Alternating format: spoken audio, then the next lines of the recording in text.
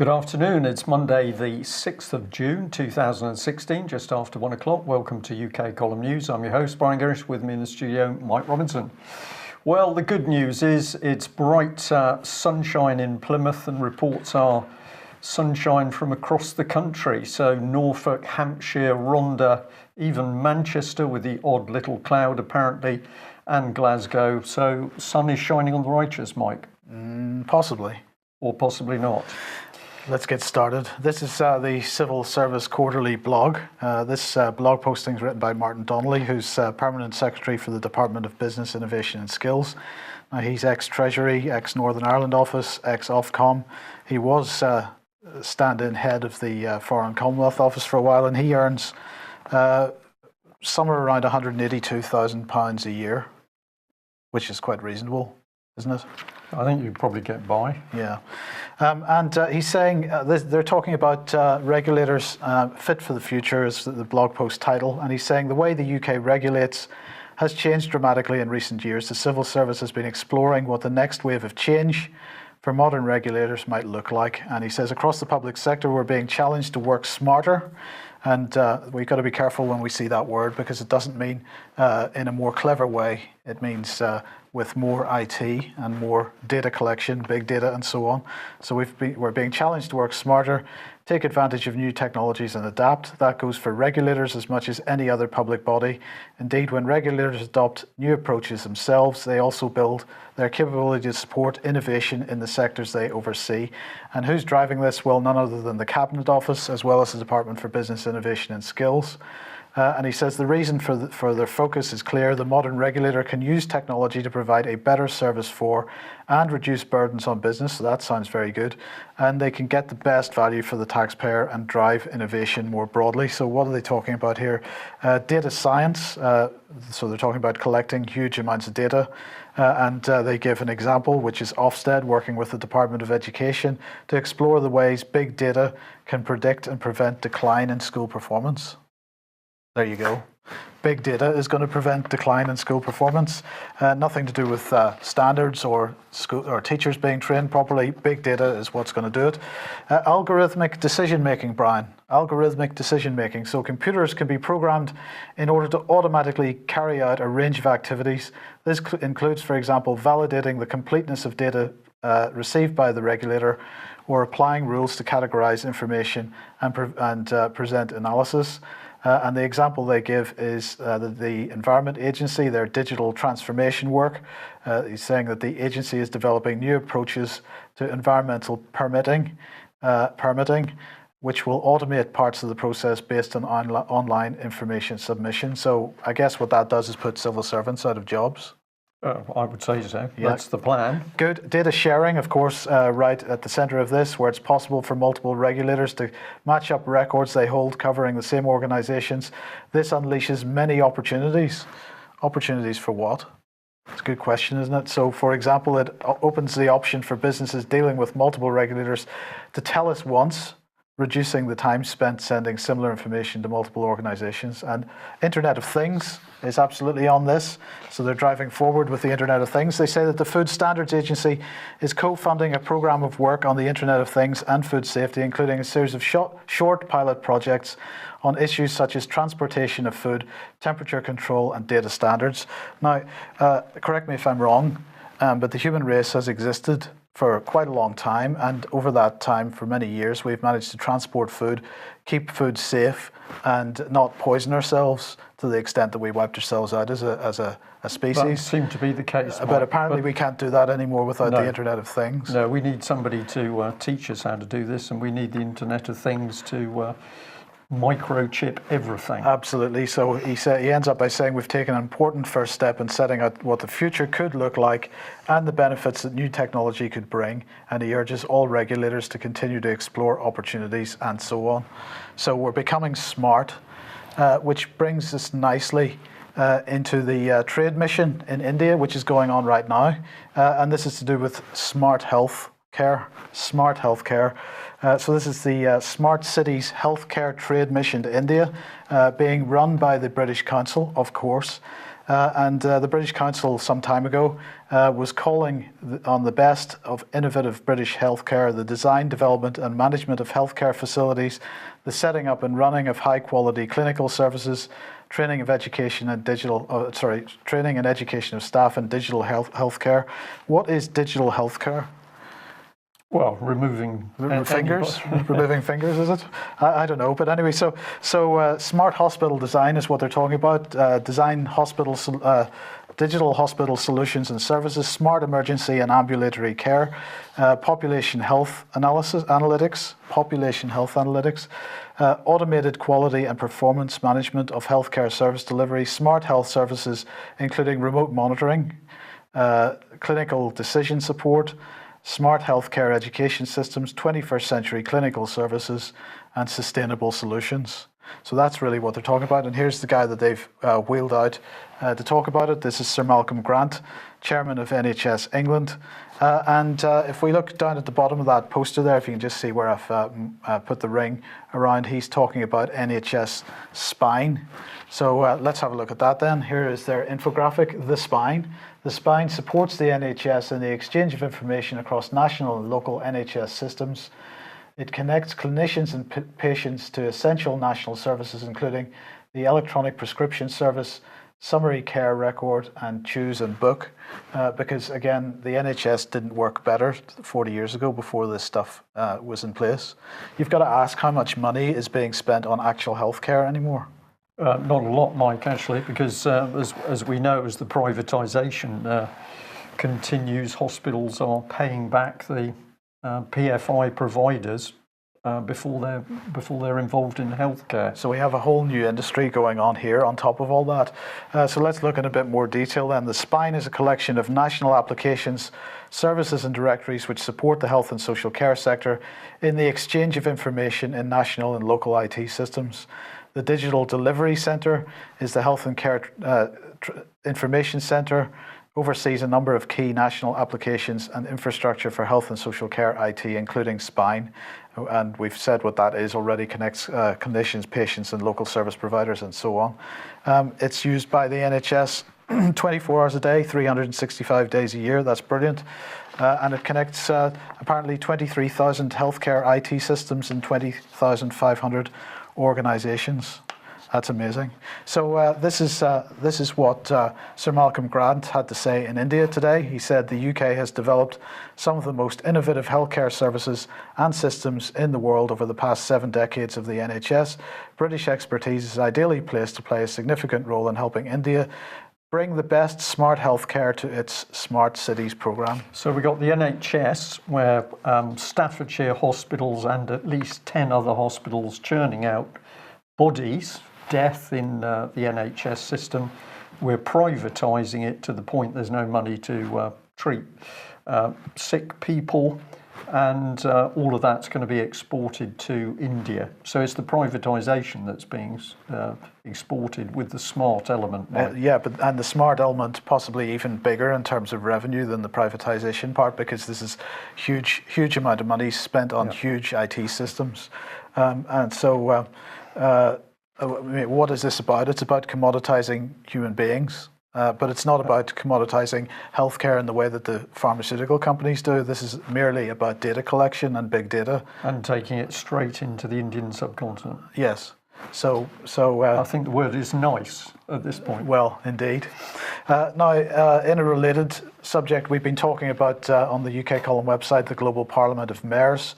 And this article was published a couple of weeks ago by Martin Edwards. Well, he has followed up now on a new article, the Resilient Cities Programme, and it fits in very well with what Pippa King was talking about on Patrick Henningson's Sunday Wire programme. If you haven't heard that programme yet, have a look at 21st Century Wire and listen to the Sunday Wire programme from last night. But Martin Edwards in this article is discussing the Resilient Cities Programme, the Sendai Framework for Disaster Risk Reduction, 100 Resilient Cities Project, London First, subjects like this.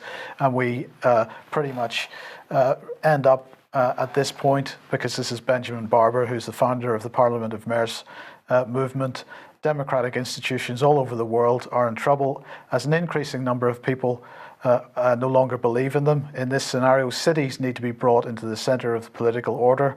Mayors all over the world have a common purpose when it comes to tackling law and order, terrorism and climate change. And what we're really demonstrating in this article is how these things are being used to drive this agenda, which is all about removal of the nation state and national parliaments, national sovereignty, and replace them with this pretty insidious form of global governance. And smart cities, smart healthcare, all part of that same agenda. Because everybody's got to be logged, tracked, and the data constantly recorded. Absolutely. So what better place to go than to have a look at what's happening with the European Union. And some emails coming in to us. Somebody here is saying that he was watching John Major working himself up into a hissy fit this morning on the Andrew Marr show. I began to wonder why it is that people like him are so desperate to keep this country in the EU. And then I remembered he earns about £1 million a year from the Carlyle Group, an American arms manufacturer. Do you think it's quite possible that he's under orders to keep us in the EU because of TTIP? And the same goes for Ken Clark, who represents Anglo-American Tobacco. Well, it's interesting that people really beginning to pick up on the meat of the fact it is not just the European Union that's drifting its power into this country. The doors have to be opened in order for that power to come into this country. We could call it treason, many people do, but let's look at the people involved. And something very nasty with the Remain camp. There's been a number of incidents of the destruction of Vote Leave posters across the country. The Plymouth Herald's picking up on this, saying that UKIP's offered £1,000 reward to catch serial Brexit signs being damaged. Pretty significant stuff. This is the actual picture from the Herald of the damaged sign. Perhaps it was hedgehogs.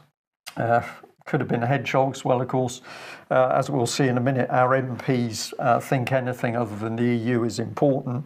So there we are, something nasty about the people who think we should stay in the EU, and I shall have a bit more to say about that tomorrow. But this one really gets the prize because we've got Plymouth MP Johnny Mercer. Here we are on the Sunday Politics show. And he says that we've got to stay in the European Union. You've got to believe this, Mike. It is incredible. We've got to stay in the European Union in order to help vulnerable people. The society is judged on how it looks after its most vulnerable people. We have to remain part of the EU if we're going to continue to do that as best we can. This is complete and utter nonsense. So what does this man think? Well, he's military, he's ex-army. Let's just have a look at a bit of military stuff here, because we got the Herald saying that a Plymouth warship could be called upon to patrol the English Channel for migrants, and the ship is HMS Sutherland. This is the comment. The Border Force is reported to be in talks with the Royal Navy over the possibility of giving Sutherland the job of picking up migrants and dropping them off in the UK. Well, that's a good use of the military, isn't it? We open the doors to the migrants and then we use the military to pick them up and drop them off. Excellent. Most other people would use a ferry, but we're going to use the Royal Navy. But the ship is HMS Sutherland, which is very appropriate because here's Peter Sutherland, KCMG, UN Special Representative for Migration, saying that the EU should be doing its best to encourage mass migration to undermine homogeneity of European countries. So presumably that's why they chose HMS Sutherland. Indeed. And the other part of the article is that the frigate is often used to escort Russian and Chinese warships sailing through British waters. Now, I don't know how often those naughty Chinese have been sailing through our waters, but it is a little bit ironic that it was the Navy themselves that were getting very excited because Chinese naval vessels have been arriving in Portsmouth. Was that an invasion that I wasn't told about, Mike, or did somebody invite them? Clearly must have been. Must have been an invasion. Well, we did mention this book last week, and a few people have got a little bit flustered because if you try and buy it, it can be very expensive. It's Christopher Story's The European Union Collective, Enemy of Its Member States, a really excellent analysis of the creation of the EU. And Christopher Story is very astute in what he describes. Tower of Babel here, which of course is, this is what the Strasbourg building is mimicking, but you can download it as a PDF file for free. And if you freeze this frame, you can see the address. Well, on the subject of military, we're going to have a special 20 minutes as the end of today's news with a gentleman called David Ellis. He's going to be talking about what he's seeing going on at high level amongst retired military people in London and amongst the politicians. But here we are with a discussion going on about about Type 26 and Type 45 frigates. It's Tuesday the 7th of June in Portcullis House. The great and the good there, Lord West, Sir Mark Stanhope and Peter Roberts from RUSI. And what are they going to be discussing? Well, in public, they're going to be discussing why our warships don't work. And they're going to be discussing the fact the number of the Type 26 frigates is going to be cut from 13 to 8. So I find it very interesting, Mike, that you discuss problems with your military in public. So presumably those nasty Chinese are going to be present in Westminster to hear us describe what all the weaknesses of our military systems. Probably, maybe the civil service is so full of holes these days anyway, it doesn't make any difference. That's probably the case. Why are we interested in RUSI? Well, here is the gentleman who's going to be taking part, Peter Roberts. He's ex-Royal Navy, doesn't really say too much about his career, but basically he left the Royal Navy, went and did a degree, and now he's become an expert, and he's going back into Westminster advising the government. Good. Should have thought of that myself, Mike, actually. And this lady we were very interested in from RUSI, Dr. Karin von Hippel, because she's got a very interesting career, and of course she's now part of this organisation advising the British government.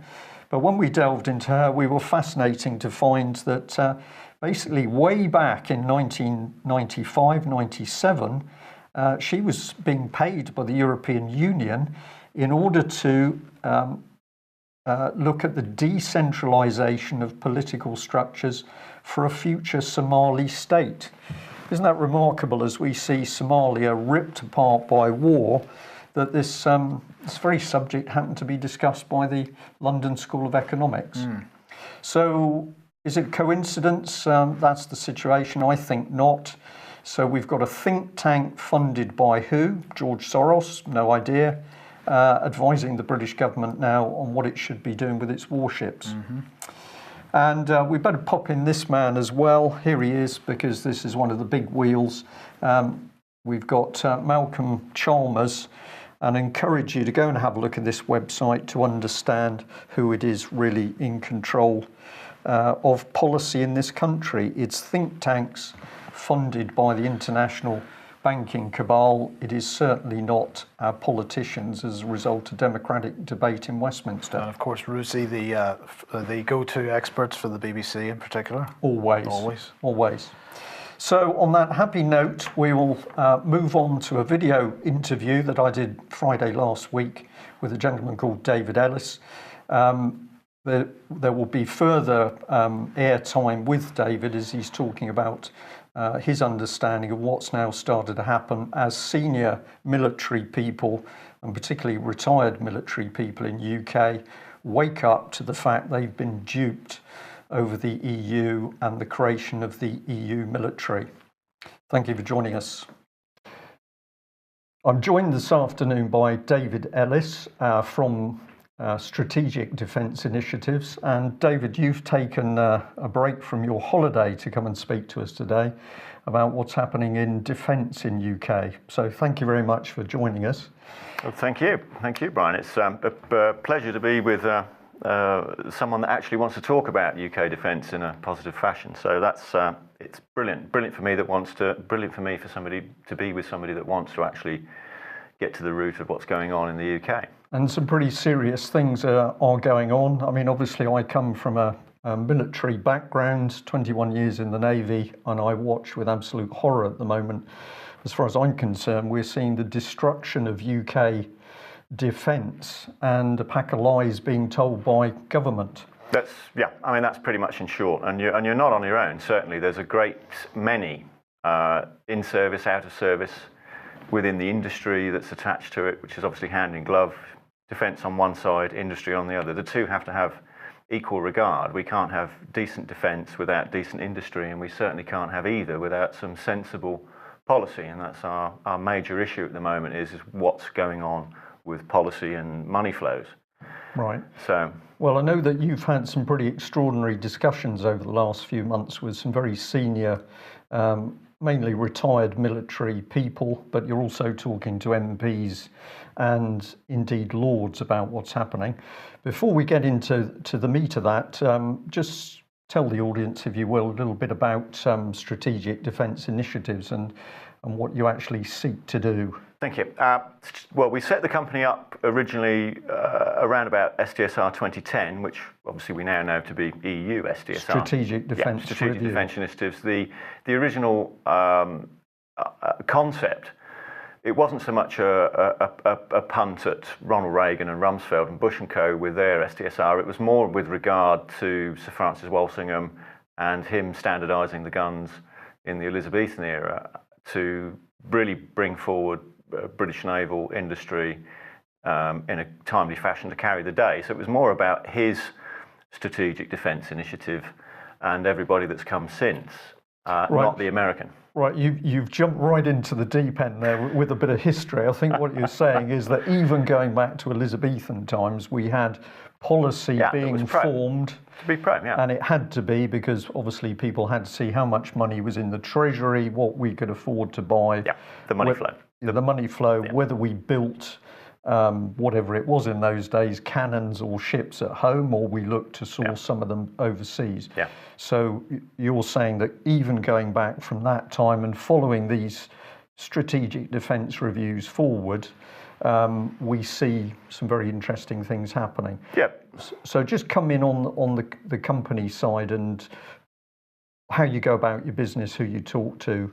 Well, the company's objective was to get to the bottom of what was going on, and more importantly, what was not going on with British defence and British defence industry and policy and money flow. So we wanted to look at the defence side, the investment, the industry, and what was going on in policy, and who, more importantly, who had policy control.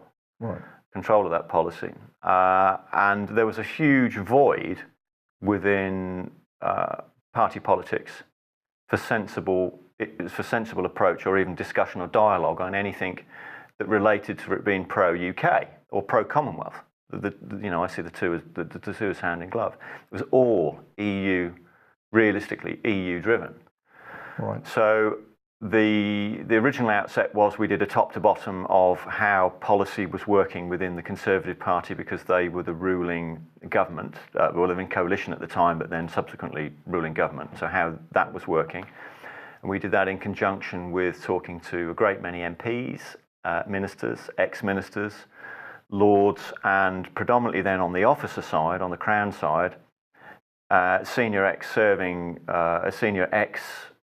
military officers from the ranks of general, admiral, and a few chiefs of defence staff, and notably, a few old lords that were still willing to talk about the problems that we'd realistically got. One of them of note, and they won't mind me mentioning, was Lord Tebbit, and how we could go forward. But there was an absence within predominantly not just within the Labour Party, but within the Tory Party to actually get to grips with this, because as soon as you start talking about defence, the majority of them just want to run off. They don't even want no chance.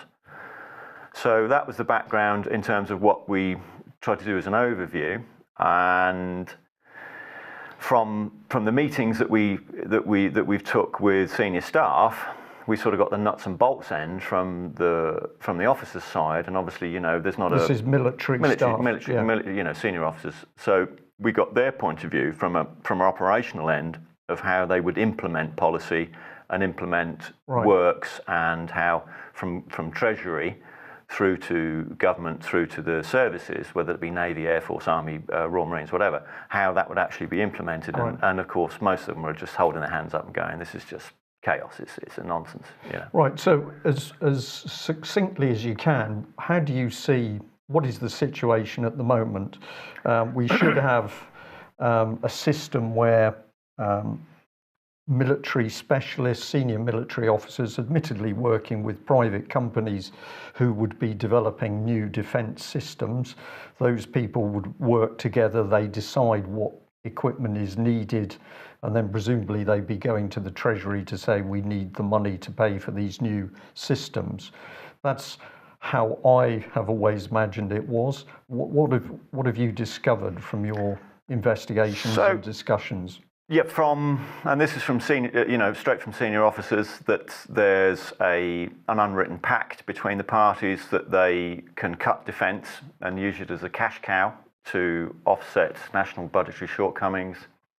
And the term that we used originally was that the parties, particularly policy control, so currently that's Oliver Letwin and David Cameron, are seem to be drawing down upon UK defence assets and personnel as if they were actually cash. And of course they're not. They're not cash. It's far more precious than that. So we've got a regard problem. Hang on a minute. We've got a looming conventional war, on one hand that we might have to combat, and then we've got a half an hour window of nuclear failsafe that needs to operate on the other, so balancing the two. So what we found was that all of the policy, all of the gearing, all of the Whitehall drive, and all of the mechanisms that are in government were all going towards ever closer military union. Now, this was something that was completely and utterly, 2 years ago when we first started trying to talk to people about this and challenge it. And challenging this, was clearly obvious. And it was obvious to us because the original plan, tactic, strategy of how the European Union would progress over the last 76 years from its original concept, if you want, was that the original formula had only two components in it. It had monetary union, which we tried to have a go at in the UK and said no to. It was a disaster. But the monetary union process was done openly, and it was in front of everyone, and there was a lot of debate with MPs, a lot of scrutiny, and obviously it was rejected. It didn't work. We got the people there got their sums completely wrong. It was a disaster. But the military union component of our subscribing to the EU treaties over the years since Rome, particularly with Lisbon, was that it was clear that the original concept of military union, economic union, actually went down in print in the Lisbon Treaty. So that was then, we've got quite a lag, some 60 odd years, before it came out in the open. And even whilst the Lisbon Treaty has gone through and we've conducted, and Her Majesty's government has conducted the policy blending that it's contracted to do. So what that means is not just blending budgets, blending industry, blending the forces, which we're starting to see now with some of the flagging, some of the stickers on military vehicles, some of the joint exercises with EU. Insignia. Yeah. So, we're talking about EU NAV Force, so that's the EU Navy, EU Army Force, EU Air Force, and they've got all sorts of different names. Maybe they'll come and go in the next few weeks. That this hideously apparent to everybody that this, we're going up a direction here with the policy. Which is EU military union. It's ever closer EU military union. So what that means ultimately is that they will get control of the money flows. They have to, because the euro has got severe problems in Europe. The money distribution and the redistribution policy of finances hasn't worked. Right. It's stalling, and it's vital for them to prop up to continue with the project and the plan, that they need harmonisation of defence services and defence in the EU zone from a single point budget. Right. So that means coming to Brussels, not Whitehall. Do our military officers understand what's happening? Not the majority. The majority that I've seen currently probably no. It's a bit like, it's nothing to do with it. Well, of course it is. It is a lot to do with it. Yeah. Because the money flow through the whole plan, and control of the money flow, and then control of the policy is vital. It's a vital tactical component of ever closer union, that within that will be ever closer military union. Right. Now, earlier on, you were talking to me about some really changes in the balance between the military and the civil servant and the civil service, in as much as senior military people going into the Treasury expecting to get Ministry of Defence agreed procurement programs signed off. Yeah. And they were met with a rather extraordinary. Yeah, extraordinary. You know, we've got signed off projects, Nimrod, destroyers, frigates, aircraft. You know, we've got severe problems with aircraft manufacture now, which we'll probably come on to in a minute if we can. But the 18, I'm told, 18 billion pound bundle of defence procurement projects, which would have been predominantly BAE, Babcock, you know, and work for Portsmouth, whatever, you know, work for internal market. Treasury official says, no, you're not having that at all. Officer says, well, hang on, we're under government go. This is an agreed project. There's no way you're having that money. So even, Treasury, even when the Ministry of Defence has agreed with the military through the government what it is, the Treasury then says, well, we don't care. No, you're not having it. So there's no way. This says that the Treasury is totally in control. I mean, there's probably one thing that Sir Nicholas Soames did sort of allude to in his feat, I think, on the keeping David Cameron to the 2% debate some time ago in the House of Commons. You know, the enemies are in the Treasury. There's an element of that, but it's probably deeper than that. Frankly, it really is deeper, because there isn't the parliamentary awareness amongst any of the parties. The majority of the MPs don't see this. They're not aware of it. The periscopes are not up, and they've not seen it coming, because there's severe consequences for our manufacturing, our industry, and our workforce. Ultimately, this is about, you know, people's jobs. If we sleepwalk into this integration with European armed forces, we will do, because, well, hand in glove with blending the policy means blending the Army, Navy, and Air Force. So this isn't a question, and then one thing that people are starting to become aware of, thanks to some great media work by Veterans for Britain, Julian Thompson, a couple of guys like, you know, that are airing this. That the policy control will dictate where the money's going. So it will dictate where the work is going. So it will be through from capital budgets, you know, your cardinal sort of values now. Your capital procurement budgets from top to bottom. We're going to have, you know, we're going to want a squadron of whatever, frigates, destroyers, whatever. But that will be from an EU perspective. So what we'll end up with is very much more of the problem that we've inherited from the 1957 Duncan Sandys white paper review on defence and single point, ironically, again, single point control with the creation of BEA, was that the pre that we had successful companies that manufactured timely goods that worked to market. So we've got British industry producing the gear, creating jobs at home. Yeah. But with the new system, what will happen? And we now know that the whole gambit with the Sandys paper was that it was about blending and harmonising manufacture. Predominantly, his big thing was predominantly aircraft.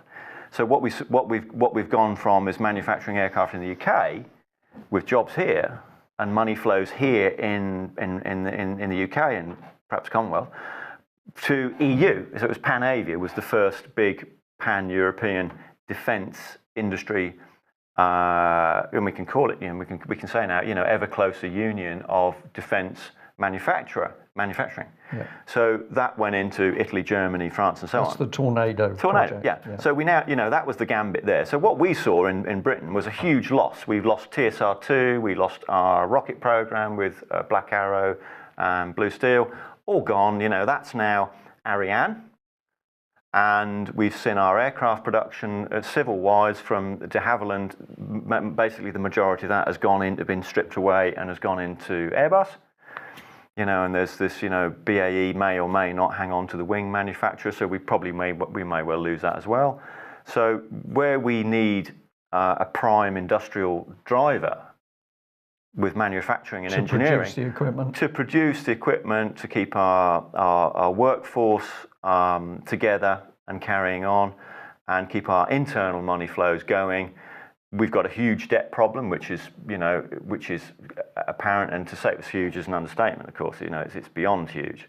we need growth, and the only way we're going to get growth, if we're serious about this and the politicians are serious about it, is to use the industry and the driver properly, and they're not using it properly, and this is fundamental. With then, of course, that's not working properly. Parliament isn't working properly. The MPs are not working properly. The majority of them are not. They haven't got their eye on the ball. They're not. Happening. No. I mean, we've even within the last 6 months, even before we've had some very successful airing of this in mainstream press. With it's being referred to as EU army, but it's obviously that's a colloquialism. It's a catchword. It's EU, ever closer EU military union. It will be. They're not going to create their own army. They're going to blend ours. And this was one of the things that was apparent with some of the conversations I've had with serving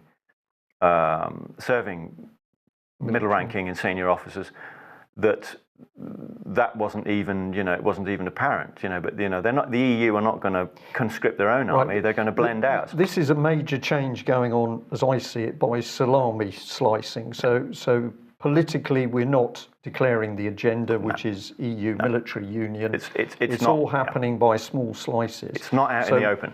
It's not being conducted anything like the exchange rate mechanism. So I'm going to just push you on this one, David. So when you talk to senior officers, and this is a very, very serious issue, because what we got is the loss of Britain's strategic capability to have the industrial base to produce the defence. That is all being sucked out of the country because of it's going to be divided across Europe. What are senior British military officers saying? Do they understand it? Are they ignorant? Are they too frightened to speak out? What are they doing? They're very quickly becoming to understand it. It's been something that's been completely off the radar, because the original gambits from going back to immediately after the Ted East took us into Rome with the Knott Review in '81, it was just devastation for most of the services. And where Knott should have cut the infrastructure, not the hard frontline edge of ships, men, planes, and so on, the infrastructure should have been cut, not that. But obviously, knowing what we know now, there was a policy drive from controlling the money in the industry to go down this road of ever closer military union. And one of the things that I've been told by several sources is that the problem with British military was we were actually too strong. Yeah, too strong. So we had to be reduced in size in order to make it easier to achieve the dovetailing with the EU system. Absolutely. Last point, David. Just we're also hearing mutterings about EU Treasury at the moment. It seems to me that if we end up with an EU military and an EU Treasury, Britain ceases to exist as a country. Is that too strong? No, it's not too. It's not strong enough. I mean, everybody out there has got to realise that this is of primary importance. This is when everybody has got to participate and precipitate with this, because if you value living under a democratic system, which is, we're borderline losing that, then your only platform now under the referendum is to vote no in Brexit. If you're happy to live under a tyrannical dictatorship with an unelected commission, then stay in the EU. It's as simple as that. So you take your choice. Do you want to continue with a democratic way of living or an undemocratic way of living? Right. But on the military front, of course, because it's been unchallenged and it's been not discussed, and clearly now we're seeing that the makings of SDSR 2010 and then the previous SDSR and then the George Robertson's review was that it was to end up with an acceptable blending rate or merger rate of forces that was acceptable to join. The drive within Whitehall was to join. Right. It so wasn't what to not you're saying join. is that behind the scenes for a very long time, since the concept of the European Union, there has been this hidden policy to manipulate Britain's defence reviews and defence plans in order to achieve where we are now, which is at the cusp of a full integration with EU military. Yeah. But we always, from my background and discussions with all of the the senior officers, lords and MPs, is that it alludes to the Strategic Defence Cuts Review.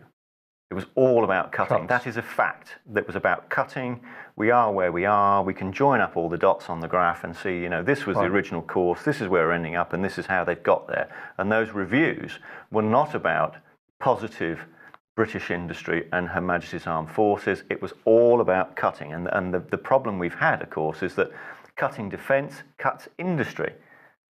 It's blatantly apparent. Yeah. And we've had an absence politically from all parties with the regard for British manufacturing, British jobs, British industry, which would have given us the driving and the growth. And of course we've not, because obviously that's going to be done from an EU level. It's not going to be done from a UK level. It's in an EU perspective. Right. Lastly, because I know that you're short of time today, is message for whoever you like. It could be the general public, or it could be those retired military officers that you've spoken to. What would you like to see? Let's pin it down. What would you like to see Britain's military doing at the moment? How should they deal with a government which is essentially not telling the truth? Well, the debate's got to come out in the open, and it's got to happen now. We can't have more of this cloak and dagger stuff, and the comments I understand on David Cameron's Facebook was, we're not having an EU army. So it's not the right phrase for a start off, because it's frankly, that's not the right words, you know, and words count, and we should use the right words. So we are currently under contract within Lisbon. So Her Majesty's government is currently contracted to blend to ever closer military union. Yeah. And that's a fact. Right, now, so we need to get the whole of that debate out into the open. Yeah, because there are huge consequences, not just to Her Majesty's Armed Forces, who I believe fundamentally, with the general public, will not, if it was put to them and aired correctly, support this direction. Right.